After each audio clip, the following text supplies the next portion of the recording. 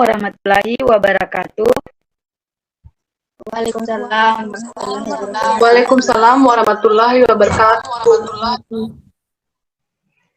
Bagaimana kabarnya Anda semua? Baik. Alhamdulillah. Kita memulai hari ini. Alangkah lebih baiknya kita berdoa terlebih dahulu. Silakan ketua kelas memimpin doa.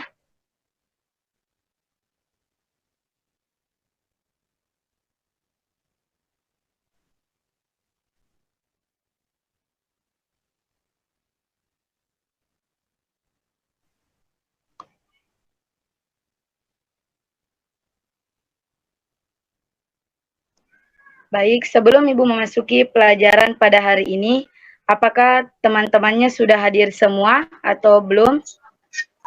Sudah hadir semua, Bu. Hadir semua, Bu. Baik, materi kita pada pertemuan hari ini tentang perubahan sosial. Sebelum Ibu memasuki materi, Ibu akan menjelaskan tujuan pembelajaran yang akan kita capai pada hari ini. Tujuan pembelajaran yang akan kita capai pada hari ini ada 6 tujuan pembelajaran. Yang pertama itu, siswa mampu menerangkan hakikat perubahan sosial. Yang kedua, siswa mampu mendeskripsikan penyebab perubahan sosial. Yang ketiga, siswa mampu menganalisis teori perubahan sosial. Siswa mampu menjelaskan bentuk perubahan sosial. Yang kelima, siswa mampu menganalisis dampak perubahan sosial. Dan yang terakhir, siswa mampu menjelaskan perubahan sosial sebagai akibat globalisasi. Sekarang Ibu akan menjelaskan pengertian perubahan sosial. Pengertian perubahan sosial merupakan perubahan-perubahan yang terjadi pada lembaga-lembaga kemasyarakatan dalam suatu masyarakat yang memengaruhi sistem sosialnya, termasuk nilai, sikap-sikap sosial, dan pola perilaku di antara kelompok-kelompok di dalam masyarakat. Selanjutnya, Ibu akan menjelaskan tentang hakikat perubahan sosial. Hakikat perubahan sosial di mana setiap masyarakat atau manusia selama hidup pasti mengalami perubahan-perubahan yang dapat berupa perubahan yang tidak menarik dalam arti kurang mencolok.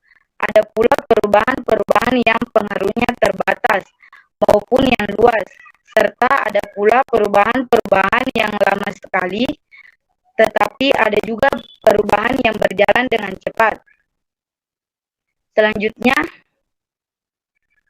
Selanjutnya Ibu akan menjelaskan teori perubahan sosiologi, di mana yang kita ketahui teori perubahan sosiologi terbagi menjadi 4. Yang pertama, teori evolusi, yang kedua teori fungsionalis, yang ketiga teori konflik, yang keempat teori siklus.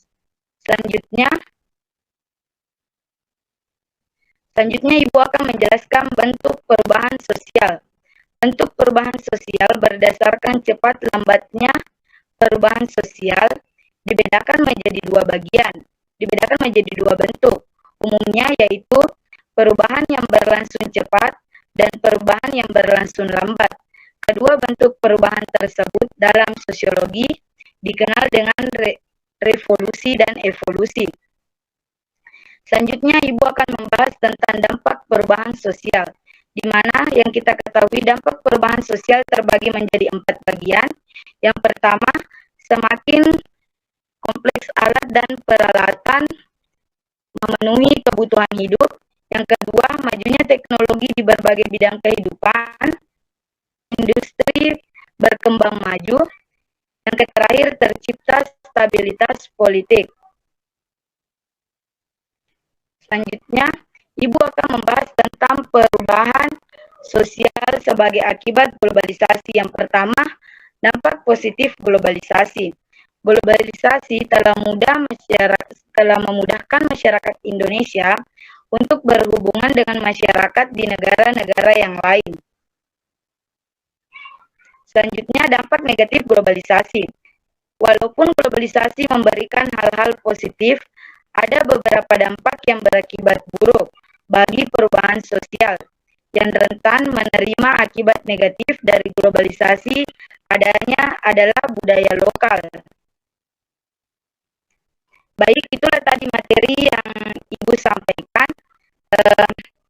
Ibu akan bertanya kepada Anda sekalian, apakah ada yang bisa menjelaskan faktor-faktor penyebab perubahan sosial?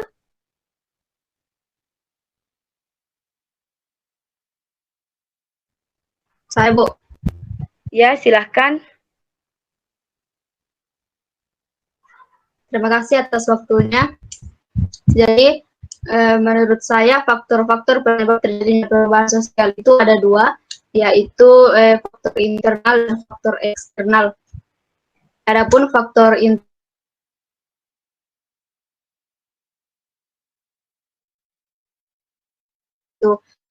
konflik sosial, dan yang terakhir terjadi pemberontakan atau kemudian ada juga faktor eksternal. Adapun faktor-faktornya yang pertama yaitu perubahan lingkungan alam, yang kedua yaitu peperangan, dan yang ketiga yaitu pengaruh kebudayaan masyarakat lain. Baik, terima kasih jawabannya, betul sekali. Selanjutnya, apakah ada yang bisa jelaskan secara detail tentang teori perubahan sosiologi? Saya, Bu. Ya, silahkan. 4 teori perubahan sosiologi. Yang pertama, teori evolusi. Teori evolusi merupakan sebuah teori yang membahas mengenai perubahan atau perkembangan makhluk hidup, asal-usulnya, serta keterkaitan genetiknya antara satu makhluk individu dengan yang lainnya. Yang kedua, teori fungsionalisme. Teori budi dalam filsafat kontemporer yang dikembangkan sebagai alternatif dari teori identitas dan behaviorisme. Yang ketiga, teori konflik adalah teori yang memandang bahwa perubahan sosial tidak terjadi melalui proses penyesuaian nilai-nilai yang membawa perubahan, tetapi terjadi akibat adanya konflik yang menghasilkan kompromi-kompromi yang berbeda dengan kondisi semula. Yang keempat, teori siklus. Teori siklus ini beranggapan bahwa perubahan sosial pada masyarakat merupakan sesuatu yang tidak dapat direncanakan atau diarahkan. Sekian penjelasan dari saya, Bu. Terima kasih. Baik, sama-sama, betul sekali jawabannya. Boleh diberi aplaus untuk teman-teman yang sudah menjawab. Baik, sebelum Ibu mengakhiri pertemuan kita hari ini, silakan ketua kelas membagi kelompok dan membuat tugas makalah materinya tentang perubahan sosial.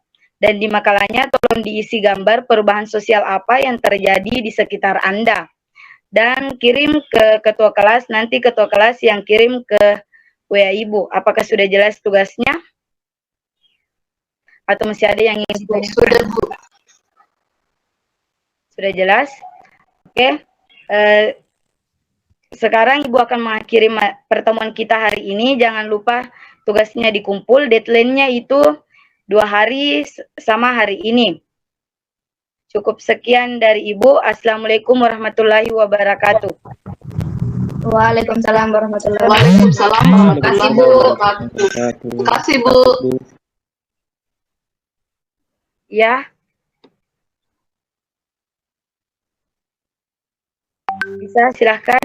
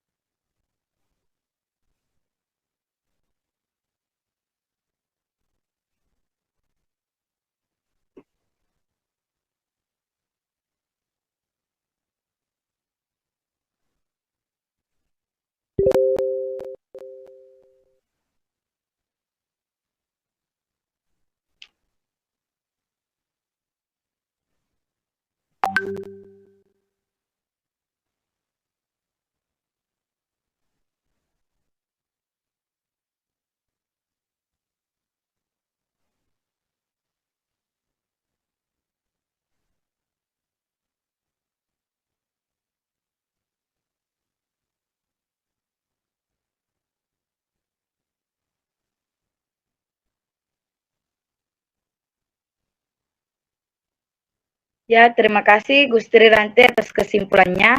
Ya, cukup sekian ya hari ini. Assalamualaikum warahmatullahi wabarakatuh.